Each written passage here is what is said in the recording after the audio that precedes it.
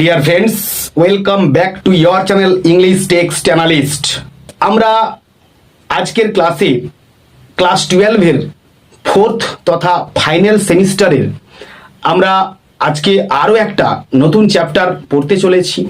আমরা আজকে একটা পড়ব প্যারাবল, যার অর্থ হচ্ছে নীতিগর্ভ রূপক কাহিনী।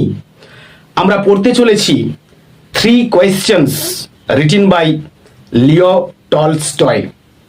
Before going through the text, we should know the key facts or the background facts of the short story in brief. Let's have a look now. প্রথমেই আমরা চলে আসব পয়েন্টস টু রিমেম্বার।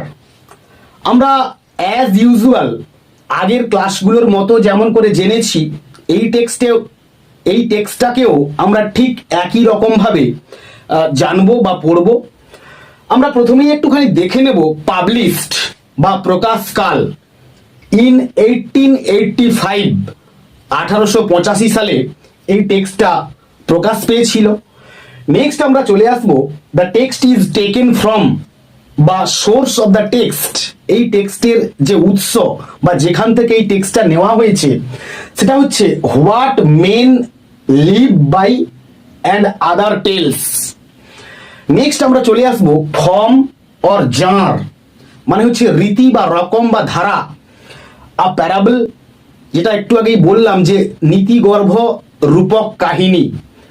নেক্সট আমরা চলে আসবো প্যারাবলের ডেফিনেশনে। প্যারাবল কাকে বলে? আমরা প্যারাবল মানে কি সেটা জানলাম, কিন্তু প্যারাবল কাকে বলে তার ডেফিনেশন বা তার সংজ্ঞা কি আমরা একটুখানি এক ঝলক দেখে নিই। দেখো, a short allegorical story with a moral is given. একটা ছোট্ট শর্ট স্টোরি যার মধ্যে মানে রূপক গল্প, যার মধ্যে একটি নীতি কথা আমরা অবশ্যই পাবো, যার শেষে এক্সাম্পলে আমরা আসবো যে প্যারাবলের এক্সাম্পল কি হয়। The parable of the good Samaritan, এই টাইপের একটা গল্প আমাদের সময় আমরা যখন 9-এ পড়তাম তখন ছিল। The parable of the prodigal son, the parable of the sower etcetera. Next আমরা চলে আসবো স্টোরি টাইপ, কি ধরনের এটা একটা গল্প। আর শর্ট স্টোরি একটি ছোট গল্প।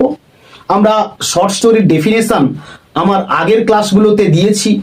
তোমরা যারা আগে থেকে আমাকে ফলো করছো তোমরা অবশ্যই জানো, ওই যে রবীন্দ্রনাথের ভাষায় বলেছিলাম, ছোট প্রাণ ছোট ব্যথা, ছোট ছোট দুঃখ কথা, নিতান্তই সহজ সরল, ছোট ছোট দুঃখ রাশি প্রত্যহ যেতেছে